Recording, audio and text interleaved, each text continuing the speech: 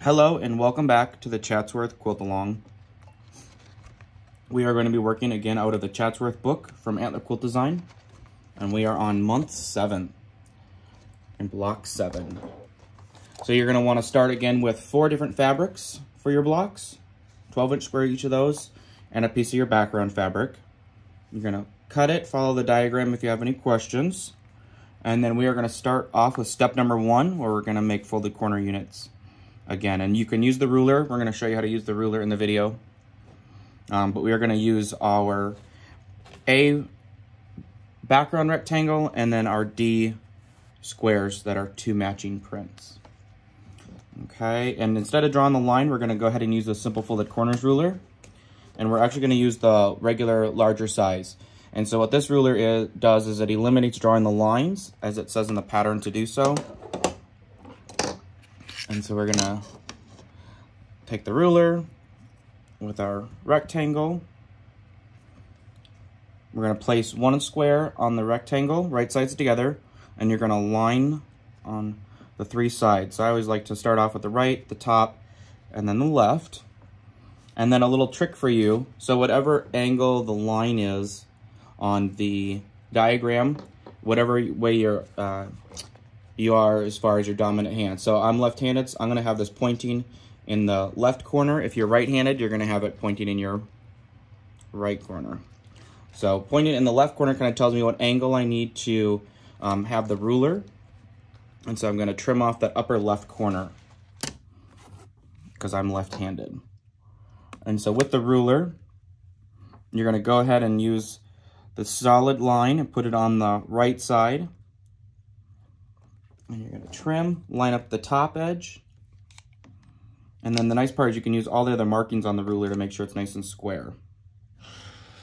You're going to trim before you sew. And now, you're going to discard those 2 triangles. And I'm going to sew this. It has that 1/4 inch seam built right in. You can use a pin if you want. And you don't have to worry about that biased edge being exposed. It doesn't stretch. I don't pull on my pieces. We're using 1/4 inch seams.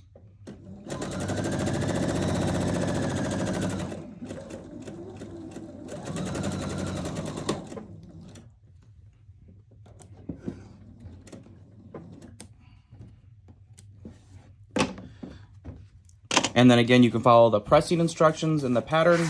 Those are the arrows. Otherwise, you can press open. We've been pressing open in the other videos. So I set my seam. I'm gonna finger press it a little bit, give me a little help.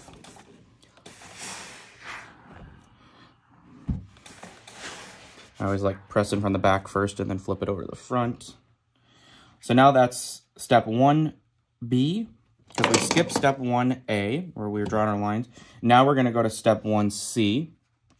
And 1C is where we're going to put the other D square of the same print on the opposite end.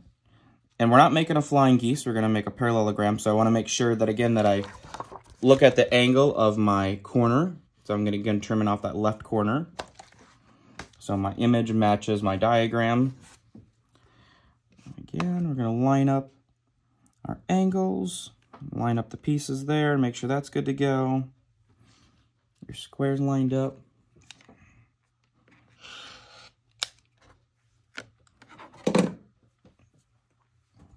And I always check sometimes before I sew to make sure that I did the parallelogram versus doing a flying goose, because if you do a flying goose, you have to start over.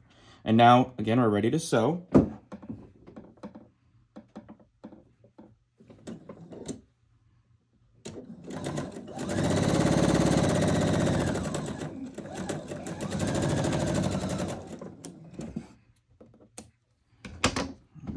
Set that seam and press it.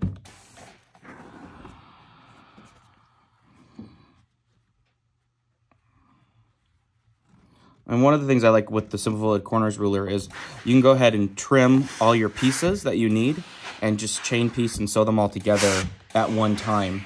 You don't have to cut and sew each side individually. You can make your whole big stack. But also then when you sew everything, it all comes out nice in your points in the corners and even in the middle where you need it to come off. and you just can do a mindless sewing. So that is our first step, our unit. That's our unit B from step 1. Now, step number 2, we're going to be making some flying geese again. And that you're going to need 2 B triangles, which are from the background, and 1 C triangle. And a little tip, when you go back to cutting, or when you look at how extra, you can save those for another block, or you can piece them together for part of your backing. And so I'm going to put the cutting board aside. We're going to lay out our B triangles and our C triangles. And I just start with usually the left side, just as it's shown in the pattern. And so I put it usually right sides together. And a lot of times I will shift down, because I'm aligning this diagonal edge, I will shift down the triangle. It is oversized, so everything's going to get squared up here. But I'm going to line the diagonal edge and sew 1/4 inch.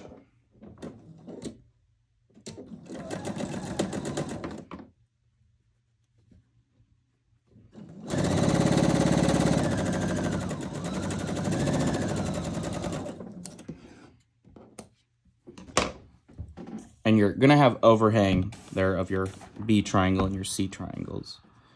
So set my seam, I'm going to press this.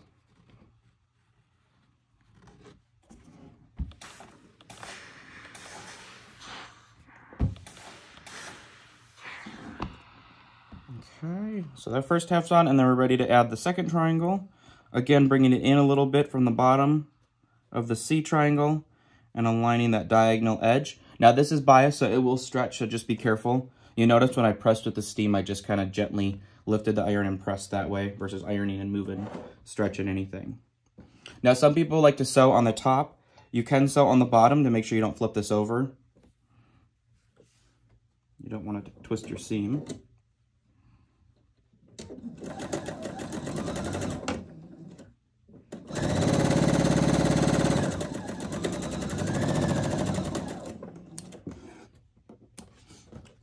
Now after you sew that, you're going to have this little dog ear. You can go ahead and trim those. It does get trimmed down a little bit when you trim up the unit, but I like just to get rid of it right away because it helps when you're pressing. So again, setting my seams, or you can follow the pressing arrows in the pattern if you don't want to press your seams open.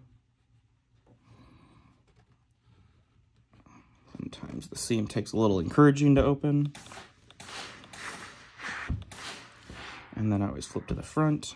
And I always kind of just generally kind of put my thumb and my middle finger on both ends of the goose and kind of bring them in a little bit. Just because I know the wingtips always like to kind of spread too far. And so I always will take my iron and help hold it in. Because inevitably I know I'll need to go back and trim them up because the geese are never perfect.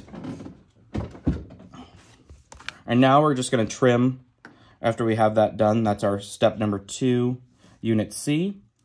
And so now I'm going to go back and trim step number 1 and make sure that it's the correct size, because when you follow the instructions you don't even have to trim it, but I always just like to make sure and proof it. So we are good to go. There's no reason to trim. And then now with our flying goose, we are going to trim that one. That one's a little bit oversized. And see how if you look here where my seam is not lined up on the line on the ruler. So I'm actually going to spread that back out a little bit. Sometimes you got to twist and pull with the fabric. And that's the nice part where the steam can be your best friend on that. And now it looks great. So I know I have my 45-degree lines there. I have my 1/4 inch seam for my point. And then I'm going to trim. And now this is a little trick that I learned years ago is when I trim pieces, instead of having like a rotating mat, I make my own rotating mat. And so I go ahead and I trim. You can trim all the way around it, or you can just use this little 5x7 mat and just trim a side at a time and rotate it, all while applying pressure on your ruler. And again, do that. Sometimes people are not comfortable with trimming more than one side. That's just a comfort level. So go ahead and you have your trimmed flying goose. Now all the sizes are given in the book, and that's going to be right by you, so you'll have all the sizes. So we're done cutting for this block right now. Now we're going to go to step number 3, and we are going to put our unit B and our unit C together, just as diagrammed. So our unit B is going to be on the top, and then our unit C is going to be on the bottom. And we just have 1 point to match here. And I like to put the flying goose, or the unit C, on top when I sew these two together. And you are going to make sure that your fabrics are all the same print in this block. So we're going to go back to that poker method that we've talked about before. So on the back side, I like to go at the peak of my mountain, or of my goose, my unit C. I poke through the front there, and then come down about 1/4 inch on my unit B. And then I like to align them and make sure that when you're pushing them together that your pin is not twisted or turned. It's going straight across and straight up and down. And then I like to put the pin in. And I'm left-handed, so remember most of the time my pinning is backwards from what you righties do. And I always put the pin in the bottom. Good to go there. And we're just going to sew 1/4 inch seam.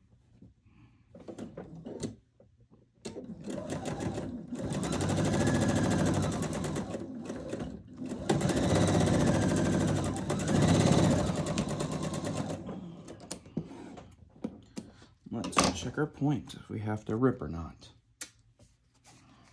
Well, look at that. It looks pretty good. So now, this is the point you want to get with that unit.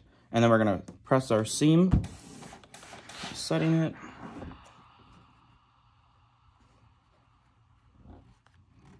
I'm going to press it open.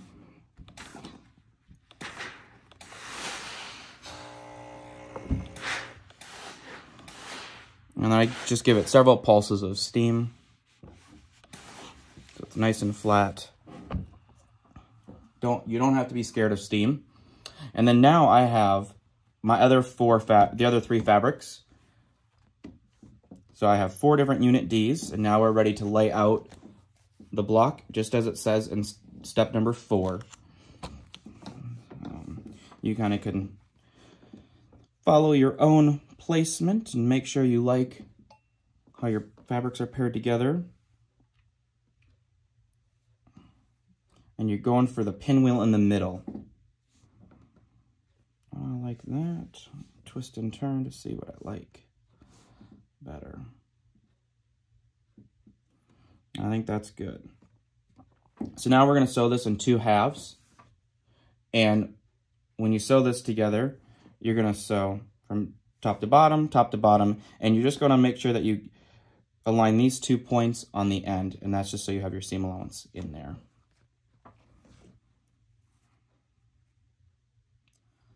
So I like to open it, make sure that they're nesting.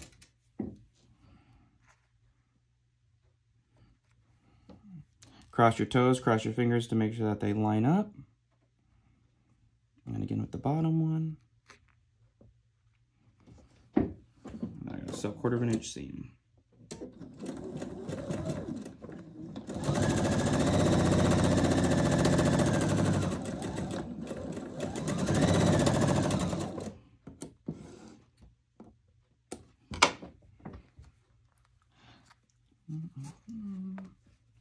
And then good there and good there. Okay, so 1 half is done.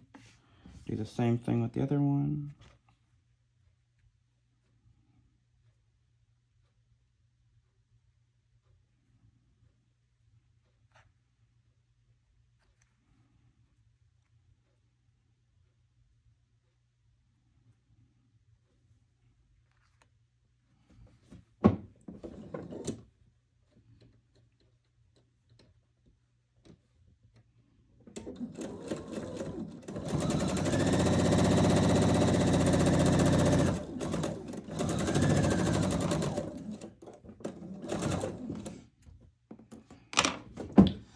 See how we did with the second half. Looks good there, looks good there. And now we're going to press the 2 halves and put this block together.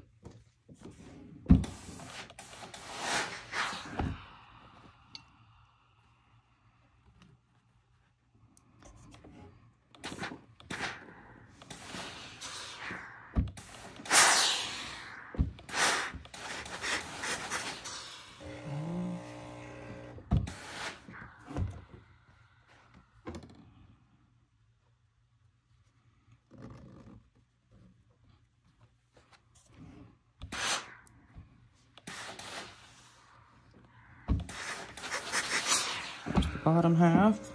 Again, aligning the units up correctly to make sure you have your pinwheel in the middle. You don't want to twist and turn and you can definitely do that. You create your own layout and your own block, but we're following the pattern.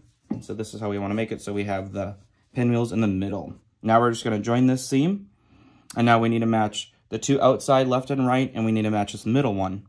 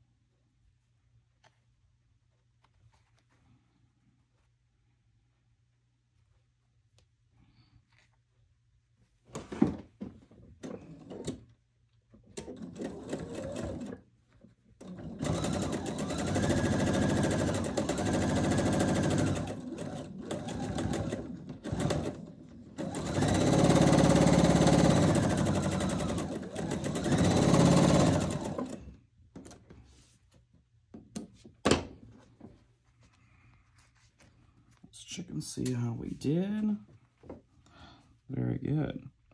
So I'm happy with the left and the right. In the middle, it looks like I have a little gap, so I'm gonna bring that in just a stitch width.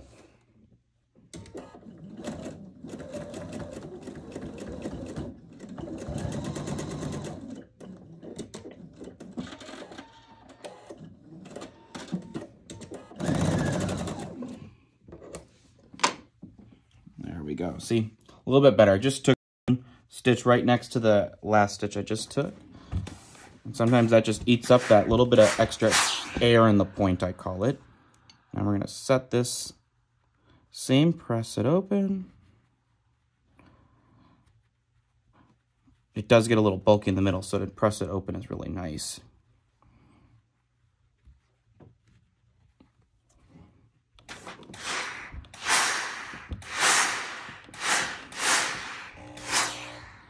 Oops, twisted that seam, press that open there.